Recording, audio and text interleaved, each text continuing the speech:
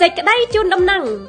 ក្រសួងសុខាភិបាលមានកិត្តិយសសូមអញ្ជើញមាតាបិតាឬអាណាព្យាបាលទាំងអស់នាំកុមារដែលមានអាយុចាប់ពី9ខែដល់ក្រោម5ឆ្នាំមកទទួលថ្នាំបង្ការជំងឺកញ្ជ្រឹលស្អូចដោយឥតគិតថ្លៃឲ្យបានគ្រប់គ្នា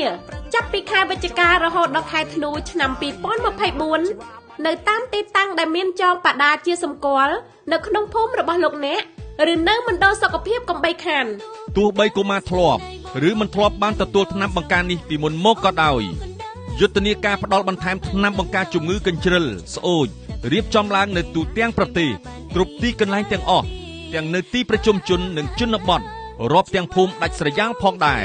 ថ្នាំបង្ការជំងឺកញ្ជ្រឹលស្អូចអាចការពារកុមារឬទារកពីសេចក្តីស្លាប់និងផលវិបាកធ្ងន់ធ្ងរផ្សេងដូចជាងងឹតភ្នែក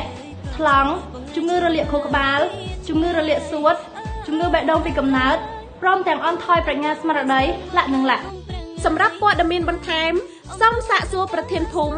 ក្រុមត្រួតត្រងសុខភាពភូមិឬបុគ្គលិកមណ្ឌលសុខភាពដែលនៅជិតលោកអ្នកបំផុតចាក់ថ្នាំអត់